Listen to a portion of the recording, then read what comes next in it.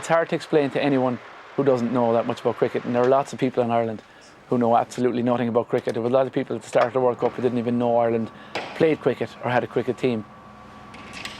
You've got a team which is by and large made up of amateur players. You've got Kenny Carroll, who's a postman. You've got Colin McCallan, who's a teacher.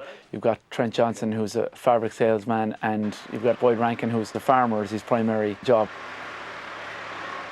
That'll give you a little bit of an idea of how much of an enormous mountain to climb was facing this Irish team.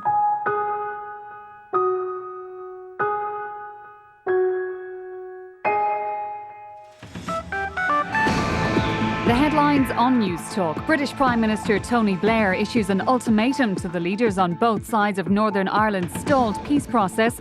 And in sporting news, the Irish cricket team, who've recently qualified for the World Cup, get a send-off from President Mary McAleese on their way to the Caribbean. All this and more at the top of the hour.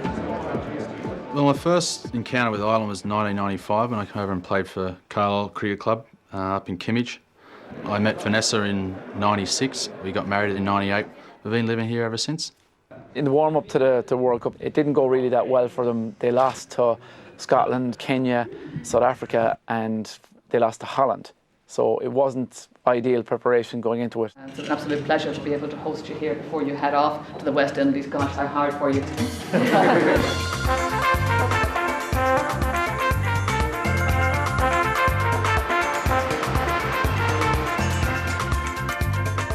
Ireland were struggling along, and then all of a sudden they appointed this little-known South African coach, Eddie Burrell. Adrian, you lost your accreditation. He started to do things, he started to make things happen. And by the time the World Cup came around, Eddie Burrell had been in the job for 5 years. So for a lot of the players going out there, they wanted to achieve as much as they could for him because they knew it was his last hurrah as coach of the Ireland team. I knew very little about Ireland itself and the cricket. I knew there was a north-south thing, and I knew it was sort of along religious lines, and apart from that, very, very little. So I had to start from scratch, really. I had a phone call from the coach, Eddie Burrell, and had a coffee with him, and he set out the plan of qualifying for the World Cup and that we were going to go places that are nice and foreign and sunny. So it was definitely a job I wanted to get involved in. It would have been very easy to look around at the sort of riches that everybody else had compared to this, what we lacked. They didn't tell me I'd have to do this in the interview. We were there and it was our one shot at it, and we were very, very tight as a team. We'd grown up over the last 2 or 3 years as a team together. We knew every little bit about everybody, and we got on so well. We were so close-knit. Over. You can argue that we had a lack of resources and we didn't have the analysts and we didn't have the fitness instructors and the team doctors and whatever it might be that other teams did have. But we made up very much for that in terms of, we made the most of our limited resources. There you are. That's what it's all about. It's Irish cricket for you.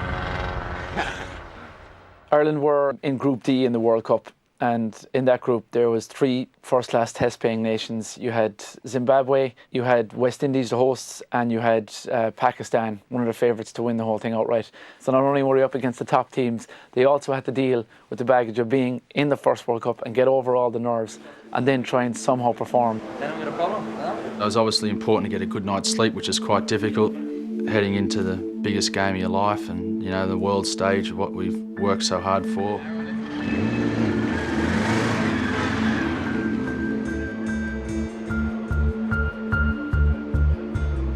That first morning, going into a proper stadium, proper warm-up facilities, and knowing that the eyes of the world were on you was phenomenal.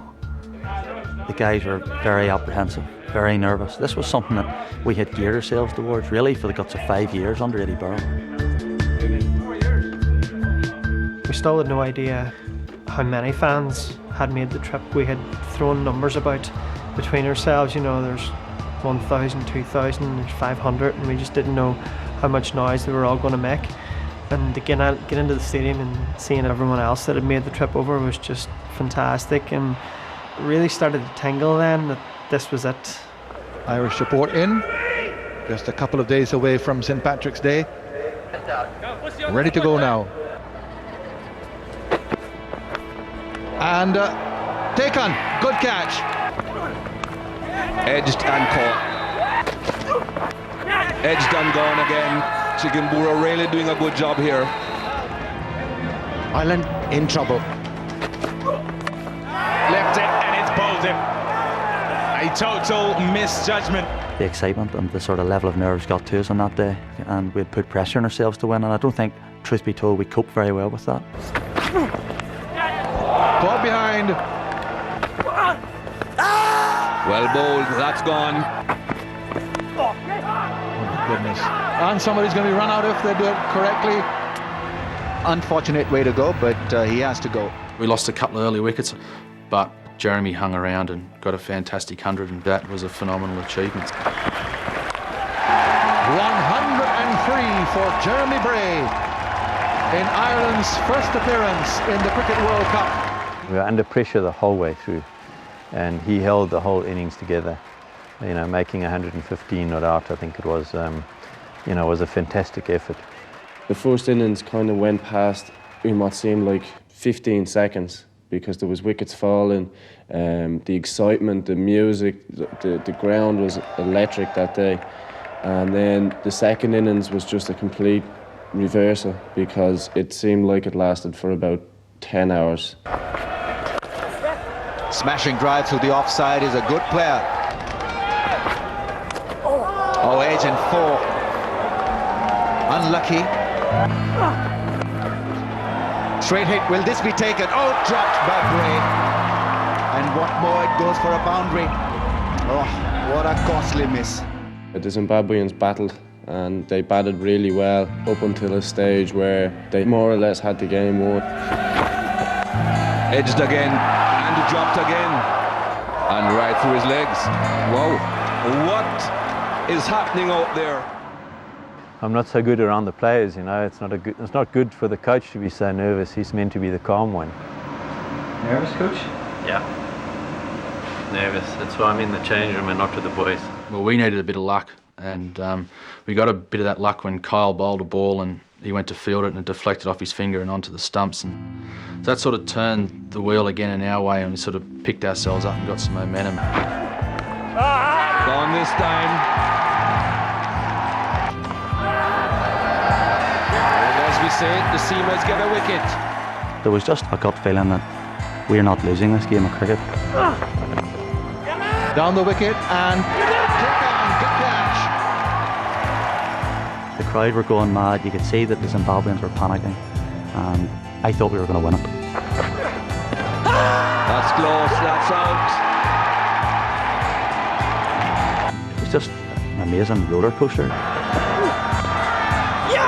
Straight to man at extra cover. Another man is gone.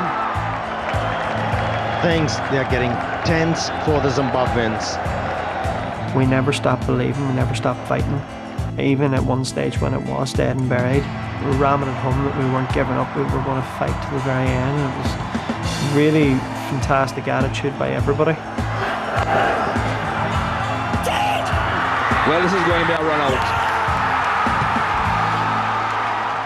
I got everyone in and I just spoke about belief, and what we talked about the night before was, you know, that these guys can crumble.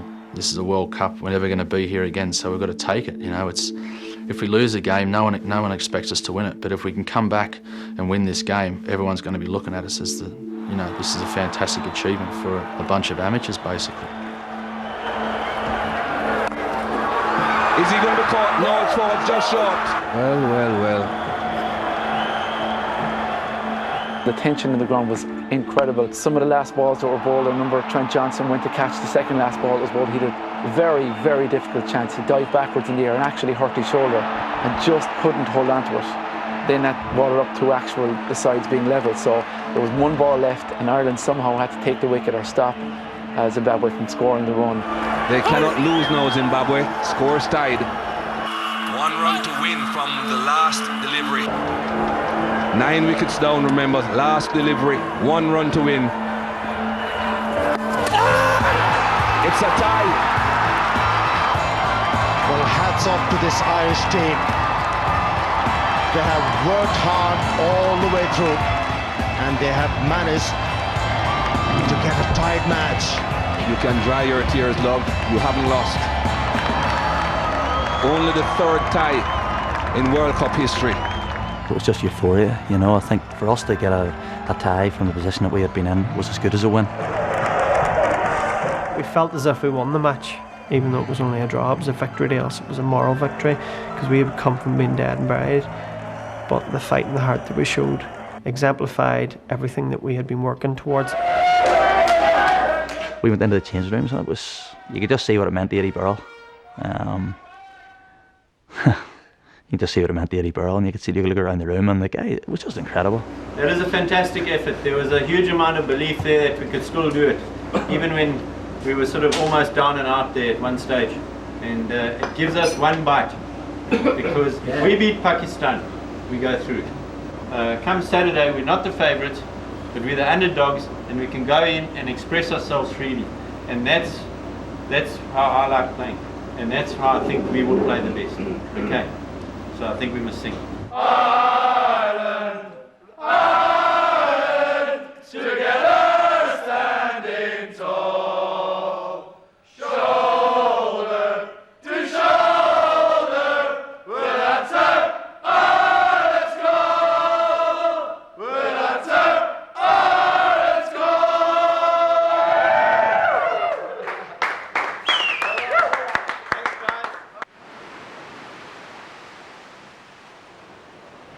Just googling it here, there's 274 articles about Irish cricket. The Australian Zimbabwe Fields Pluck of the Irish, CNN, News 24 South Africa, Zim and Ireland tie in thriller.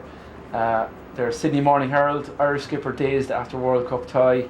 So that's the picture that's on the front page of the Irish Times this morning. I think we caused a bit of a stir. It's been great, the coverage that's been getting has been great, and they've basically been saying people who don't watch cricket are now I've been sitting in pubs or whatever watching the games, and I've been thoroughly enjoying it, so it's great to know. This is your opportunity.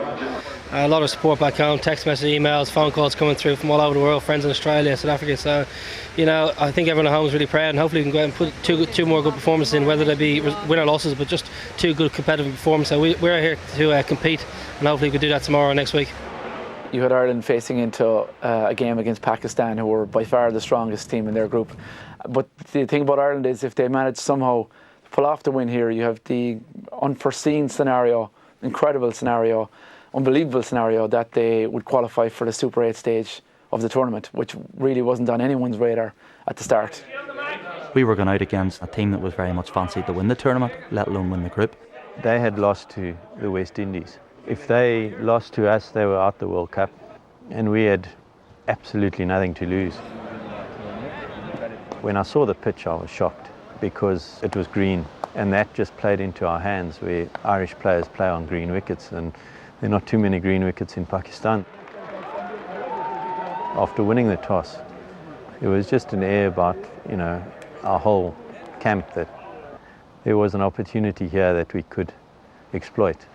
It's a real banana skin type fixture for us, but we are aware of what we have to do. I'll never forget when we walked out in the field, there was a group of Pakistani supporters to the right-hand side, and they were giving us all sorts of chip. You know, the Irish, you should be back in the pub, and you should be drinking Guinness, celebrating St Patrick's Day, you don't play cricket and all that. And you just see the guys sort of grow that extra half an inch. Langston having the ball. That's the right length, and he's taken it. What a start for the Irish team. Wicket in the first over. Caught and slipped. 2 down. Then another one goes to Bolton. Whenever we got 3 or 4 early wickets, you could just see that the belief again, and the crowd were starting to go, and we cashed in, bowling, you know, very well. Is that out? Yes. Pakistan rocking here. Our fielding was outstanding. I think all the catches were taken. We were diving around, stopping balls left, right and centre. That's gone straight up again. Will he be caught again? Yes, what a catch!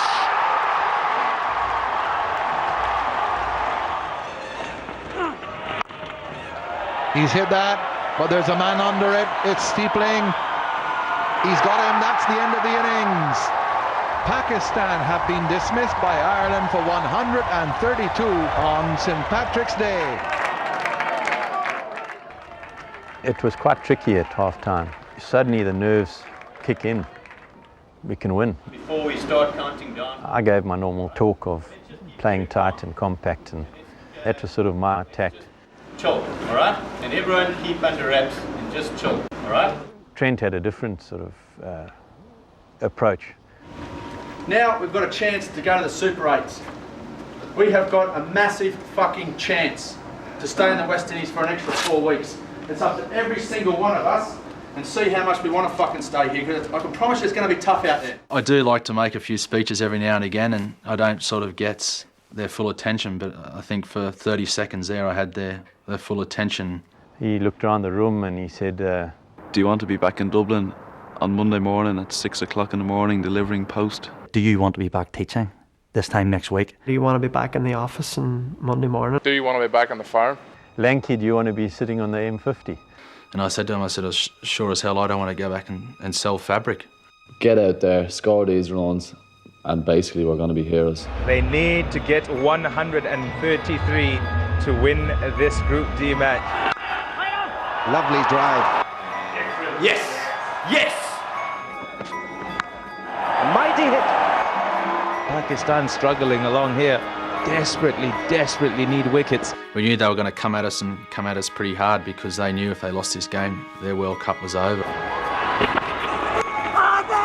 and caught. Another wicket goes down. Raul Iftikhar is putting Pakistan right back in this game.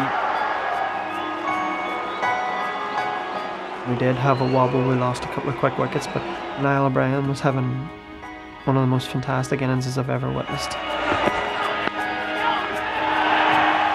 50 to Brian. Magnificent innings under pressure. How well he's played. Well, they passionately back their team. That's a good shot. That will go all the way. You can see what that means to the team, the management, everyone. Wonder what is going through the mind of Bob Woolmer right now. Oh, he's a worried man. Trent Johnston, the captain, is on strike. Will he try to be the hero to get these runs in one blow?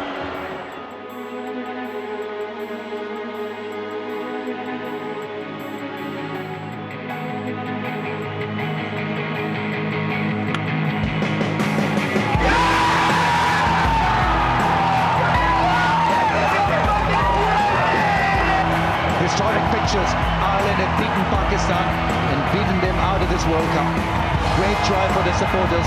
They were there today backing them on St. Patrick's Day, and what a win.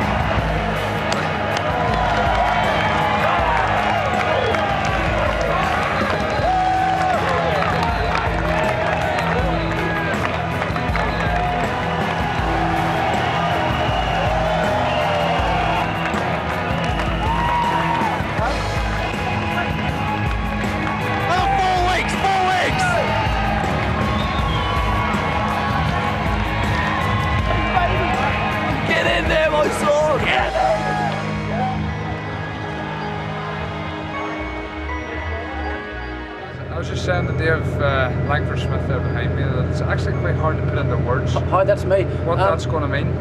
In fact, I normally can't put anything into words, but I've had a few beers, so I'm not stuttering and I'm slurring. But what I'd like to say is, come on, Ireland.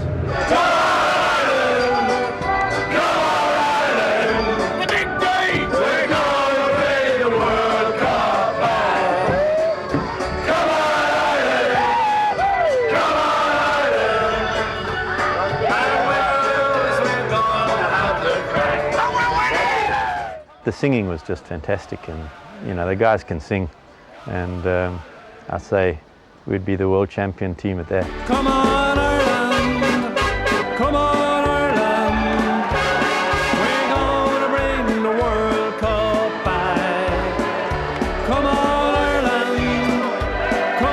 Ireland, and win or lose, we're going to have the flag.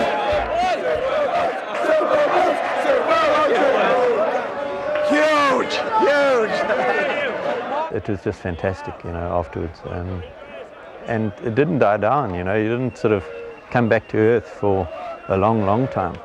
You know, you were on this high that was just amazing, and you kept on thinking, is it real?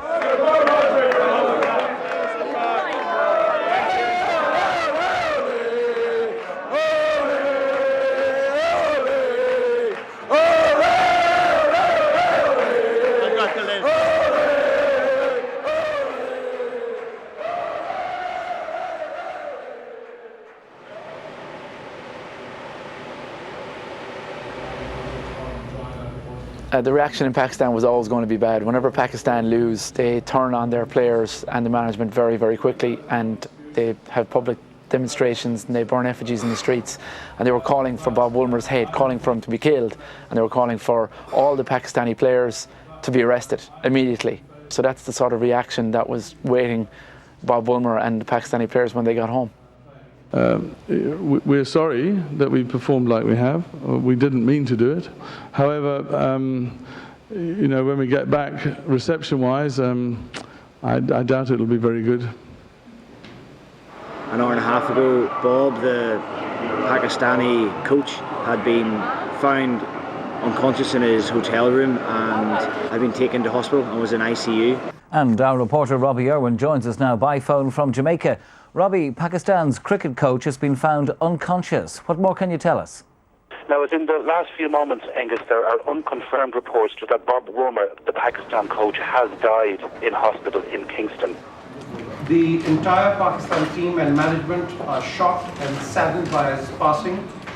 His next of kin have been informed, and we extend our deepest condolences to his family. Incredible news has just broken in the last couple of minutes, so we're waiting for Mark Shields from the Jamaican Constabulary to fill us in on what the situation is. We expect a press conference any minute.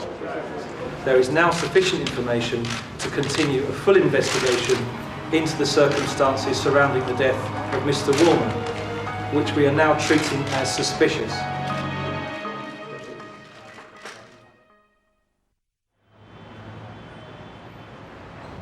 Yeah, obviously the press conference breaking last night that they're now treating the death as suspicious is, you know, it's sort of quite chilling because, you know, he's only sort of three or four dollars down from us on this level. I just told him that the last we saw him, the game was over about 6, wasn't it? And by the time the presentation ceremony was over, it was 6:15. And he just shook hands with me and wished us all the best for the tournament, and then he went his way and we went ours. Well, I just took a run up to the 5th floor, and 2 Pakistan players got into the lift with me to go down to the lobby, and one of the cops accompanied them. So it would appear that the Pakistani players now have armed protection. There was no area of the hotel that was a safe place to go apart from your own room. Locked the doors and just stayed in there. No one really knows what's going on. Hang on a second, hang on 1 second, right? Things are changing here at moment by moment, so we're playing it by ear here at the moment. Our lads are having a meeting, and I've come down to suss out what's really happening here, but it seems to be pure pandemonium here, and I'm not sure anybody knows what's happening.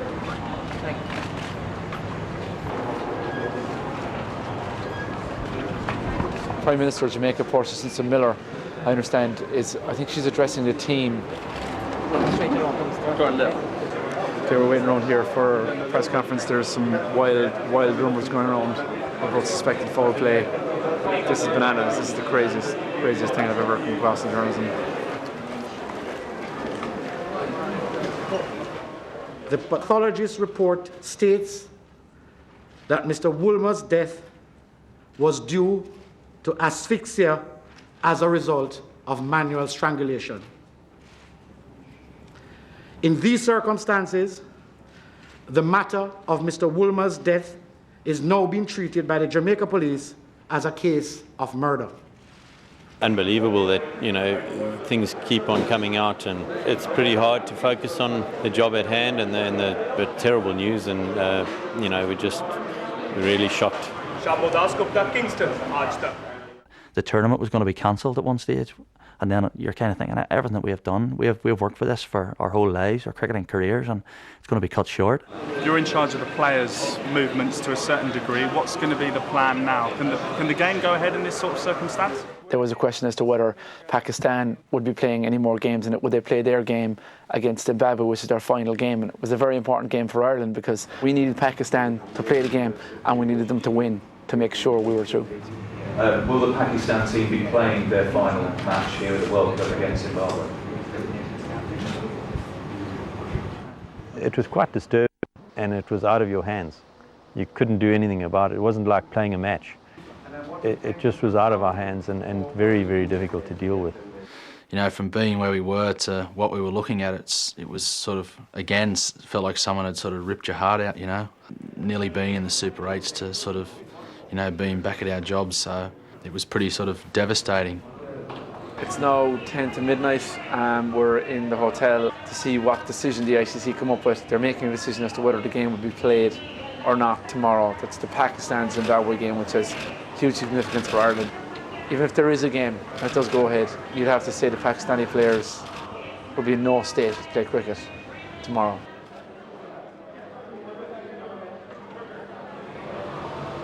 The ICC has confirmed that the Group D match between Pakistan and Zimbabwe in the ICC Cricket World Cup, scheduled for Sabina Park, Jamaica on Wednesday, will go ahead.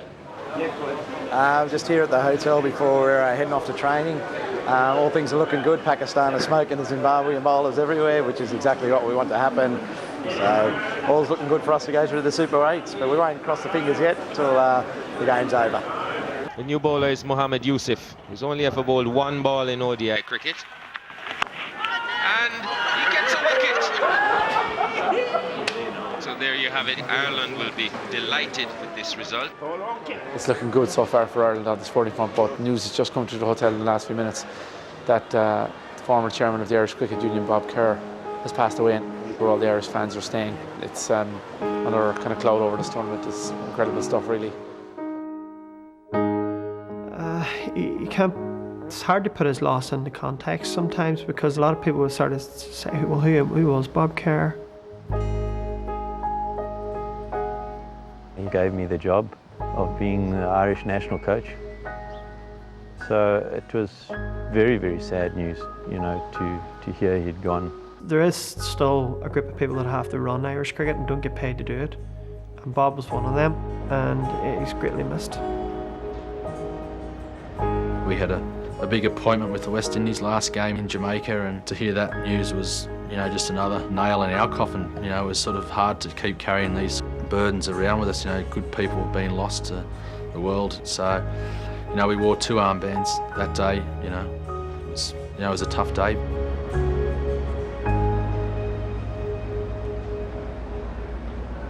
Ladies and gentlemen, thank you very much. And so 48 overs bowled, Ireland end up with 183 for 8. I stayed up late at night, and I think it must have been 3 o'clock in the morning. My wife came down the stairs and she said, "Well, are you watching cricket?" I said, "Yes, I'm watching Ireland play cricket against the West Indies." And she just scratched her head and went back to bed again. Finishes it off with a style. Beat Pakistan, beat Zimbabwe, and now they've beaten Ireland. Nothing to be ashamed of. They're in their first World Cup and they get through to the Super 8s. Put on loudspeaker. Should I put on loudspeaker? President, do you want to say hello to the guys here if I put you on loudspeaker, because everyone's around here at the second? Okay. Guys, listen up. Okay, you're on now. Can I say to the whole team how proud you have made Ireland? You have put Ireland on the cricket map right around the world, and very importantly, you have really roused the Irish spirit back home. There is such a mood of celebration, such a mood of pride, tempered, of course, I know, with the fact that you've had to face a double tragedy this week, and that can't but get to you, I'm sure, but we know, having made the Super 8 against so many of the odds, that you will give it your very best, because you have given more than your best already. We are so proud of you. So enjoy the rest of it. Enjoy being in the Super 8. You really are phenomenal, and we're very proud of you. Thank you. No, I've had 3 phone calls from radio stations in Australia. They couldn't believe that, as I pointed out to them, the rest of the managers in the Super 8, once they know they're through, will probably be ringing hotels, airports and whatnot to make arrangements, whereas I'm spending my time ringing employers in Ireland, asking can they give their guys time off another month to play cricket. I mean, the Australians couldn't believe that this scenario would happen, you know. A few guys obviously had to make a few emergency phone calls to the bosses to what's happening, can I have the time off, do you mind if I stay and play in the World Cup kind of thing. I just had a phone home and asked them to get another 4 weeks, and just spend like another 4 weeks away from the farm. Well, at that time the Ewes were lambing, and there was a fair bit of extra work. We'd normally do 8-hour shift, we do a 24-hour shift at that stage. And so David and myself did 12-hour shifts rather than 3 8-hour shifts. We did 2 12s, so we covered okay now. They, of course, we had to watch all the matches too, so we must have a wee bit of the sheep. Some of them lambed themselves that year now for you. Oh yeah, I seen my boss. He was dressed up in a leprechaun suit after the Pakistan game. I basically just had a quiet word in his ear and said, I think I might be needing another few weeks off. All the bosses were fantastic, and I think 3 or 4 of them actually out there at the time, so they definitely didn't have any issues with this continuing on for the next 4 weeks. We had this whole plan that after the group stages we'd set off as a family. I'd say goodbye to the team and Irish cricket, and I'd set off on holiday and then into a new chapter of my life. But out the window went the family holiday. We are getting on the bus because we're going to the Super 8s. Beyond all belief, we're going to the Super 8s. We're off to Guyana, and then Barbados, and then to somewhere else. It doesn't matter at the moment because we're desperately living the dream, mate.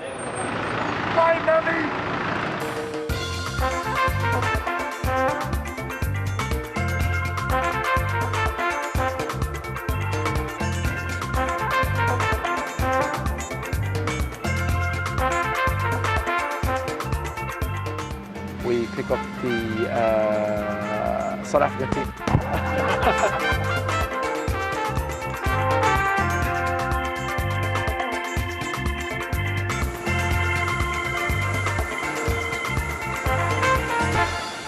If we thought we were up against it playing the West Indies and playing Pakistan, then you can forget about it when you're talking about the Super 8s. You've got Australia, best team in the world, you've Sri Lanka, you've got England, you've got New Zealand, all teams playing at their very best. It was an enormous challenge. The other thing to remember about it is if Ireland somehow managed to win one of these games, beat one of these top nations, then the prize was that they would be given one-day international status. They'd go up in the rankings and they'd no longer be looked on as one of the lesser lights, one of the weaker teams. So that's what they were facing heading into the Super 8s. It wasn't going to be easy. It was quite daunting of what was ahead of us. Can we give a good account of ourselves in the next phase? Great to see you. It's just a better mind. You had the story of Ed Joyce, which was just an incredible kind of ironic story for Irish cricket. Ed Joyce, born and bred Irishman, he was an extravagantly talented batsman, the best we've ever produced in this country. But between Ireland qualifying for the World Cup and the World Cup actually happening, he'd been drafted into the English squad. Now, many people out there might go, how could he leave Ireland after he helped them qualify for the World Cup? But if you are good at this and you want to be at the top level, you have to play for England because you can only get so far playing for Ireland. This was going to be one of the stories of the game, the prodigal son of Irish cricket playing against Ireland in the World Cup. He was playing against his own countrymen. He knew everyone on that squad. He'd grown up playing cricket with them all his life, a team that he loved and a team he'd helped qualify for a tournament. It was such a strange situation to be in.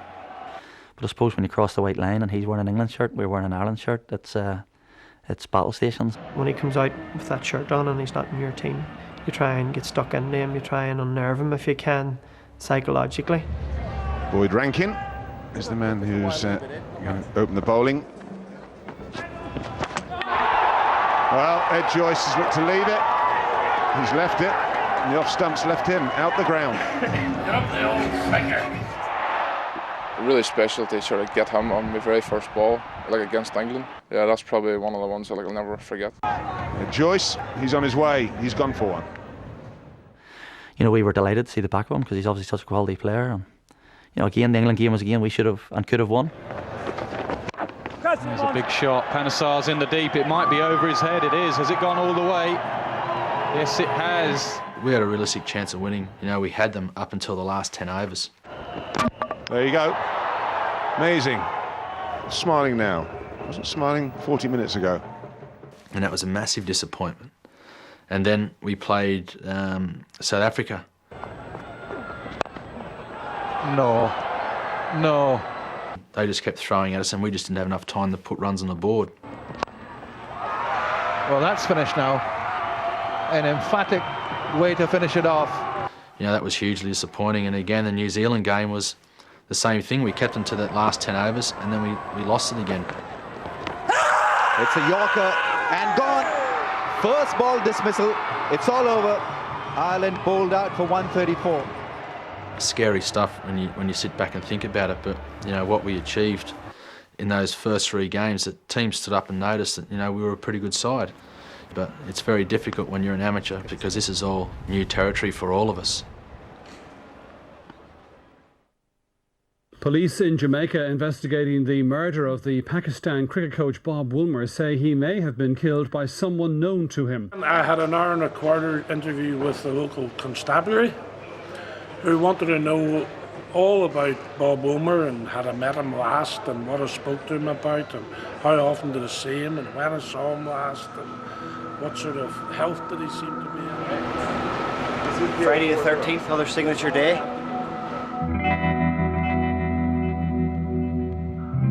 It was a game I was worried about. To come under a lot of criticism that Minnow team shouldn't be in the World Cup.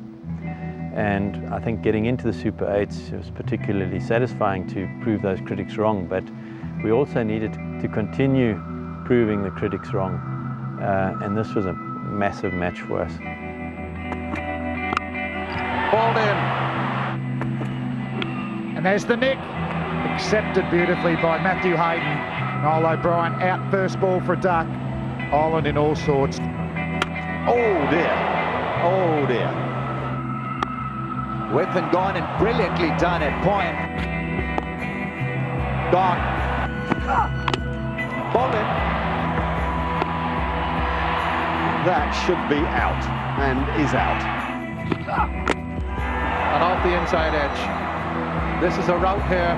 Well, we feared something like this. The Australians absolutely ruthless in this tournament. And Ireland, well, they've done very well to reach here, but they're not in the same class by any means. It was almost like a practice match for them in the end, which, you know, was not very satisfying for me.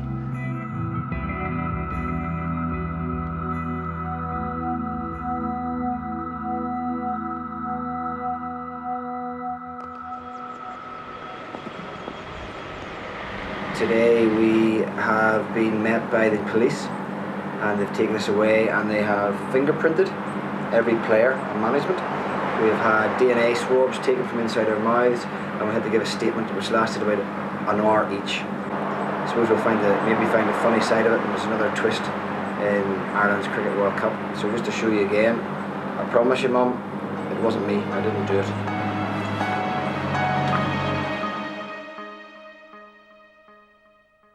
This is where they'll make something of themselves. I received an invite from the First Lady of Guyana to help her out. We're now leaving to go to a hostel that she runs where she brings children in who are living on the street. Just try and make them feel that they're in the right place and it's the best place for them. Come on, let's get We really appreciate you coming. I know you're tired after practicing in our hot sun here. Today, traditionally in Ghana, it's a family occasion. They don't really have families who can look after them. So we thought, like, to bring you here to meet them, you could encourage them.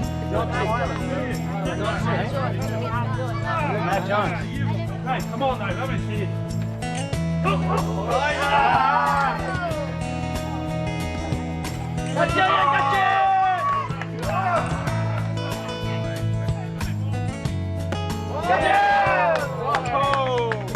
First Lady's given you a second chance here.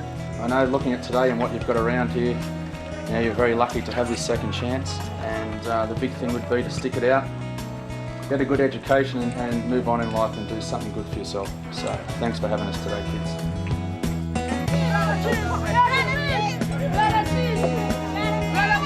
We're now leaving to go to a hospital for sick children. What actually happened was she took 30 kids who need heart operations to India. Unfortunately, the bill was $66,000. She gave $30,000. She's trying to raise the other $36,000. As soon as the players heard this, of course, it touched their heart, and the players and the management have donated, and we have actually a surprise envelope for her now. She hasn't a clue what's going to happen, but sometime during the afternoon we'll make the presentation to her.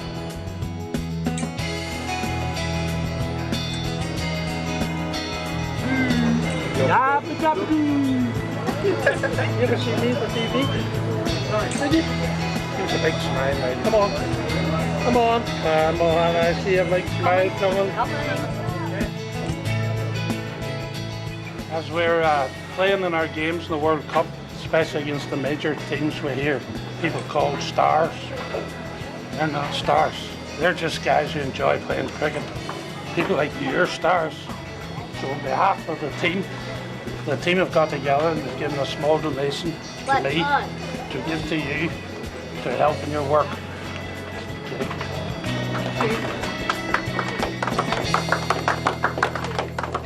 Today, finally, the Northern Ireland peace process came to fruition, with the restoration of power sharing here at Stormont, this time between the DUP and Sinn Féin.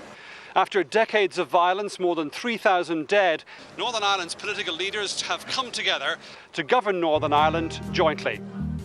We were really pleased. You know, the guns and the violence was going to be put away, and you know, we could look forward to a brighter future. Playing on an All-Ireland cricket side where Protestants and Catholics have played together, it's a big day to see that hopefully that we are going to become more understanding of one another as opposed to being so divided, and it can only be good for the future of Northern Ireland, all being well.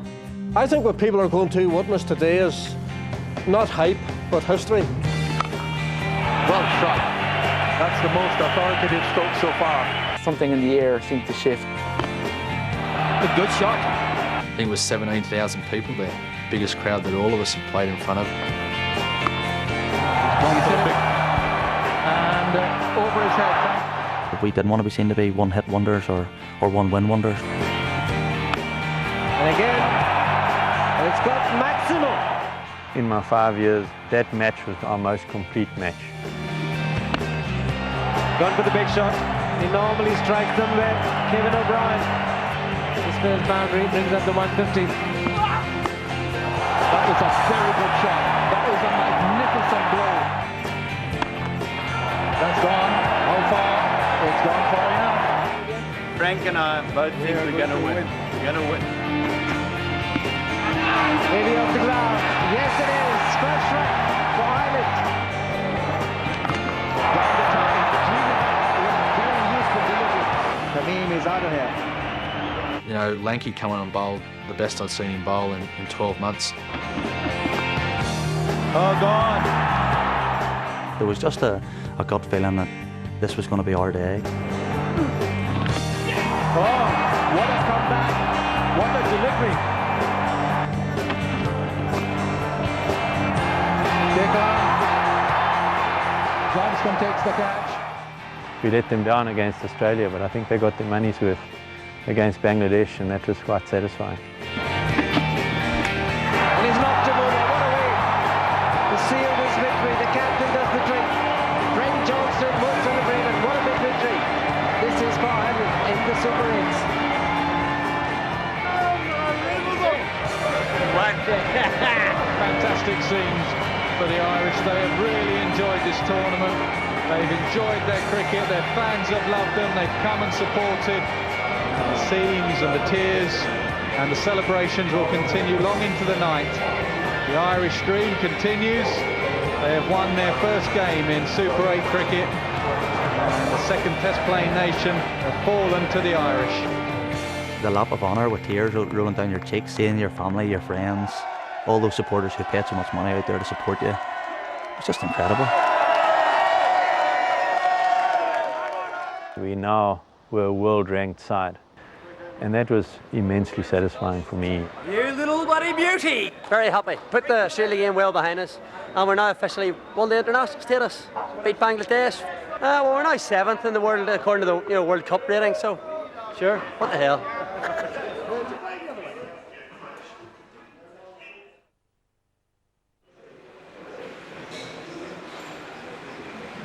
I know I was feeling I was mentally cooked. I was absolutely just wasted.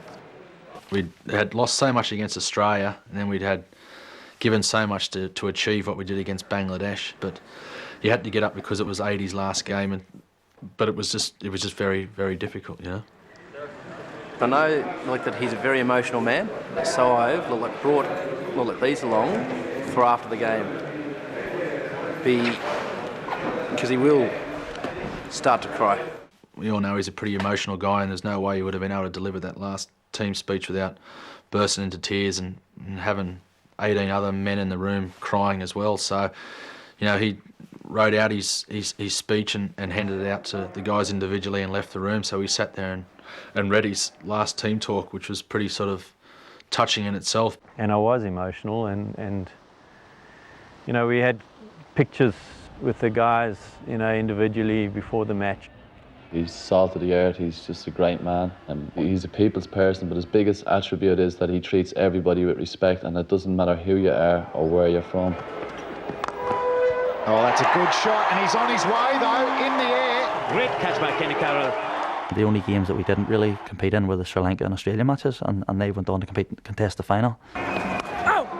Short through the field, through the point region for 4 runs, end of the game. A dominant performance by Sri Lanka. Just quickly, I'd just like to thank Adrian Birrell, who's our coach. He's finishing up today. It's not the send-off we'd like to give him, but from all the boys, I appreciate the effort, and especially from Irish Cricket Union followers and people.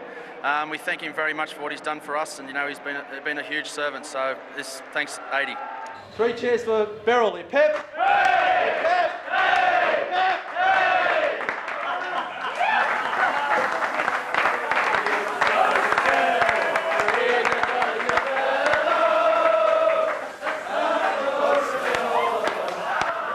Time. Even though we didn't win, this is a send-off for Birrell.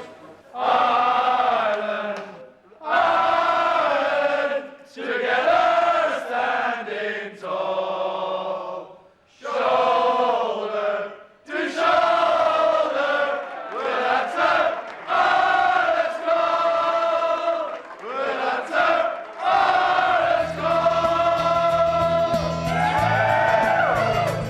A draw against Zimbabwe, shock defeat by Ireland and Pakistan, and the icing on the cake beating Bangladesh to ensure that Ireland joined cricket's elite. It was like a real-life fairy tale come true. So, will you welcome, please, the Irish cricket team?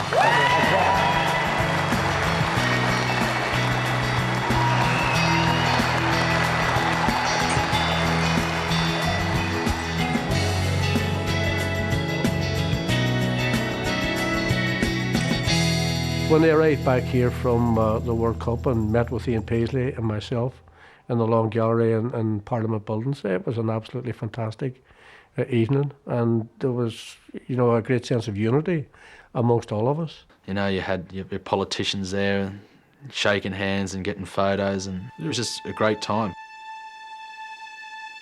If our politicians can get down to work and work together, and we teach now in schools about the need to understand cultural diversity, and if you can understand, you might not agree, but so long as you can understand differences in everybody's makeup and get on with one another, let's hope that our politicians can work as successfully as our cricketers did in the World Cup.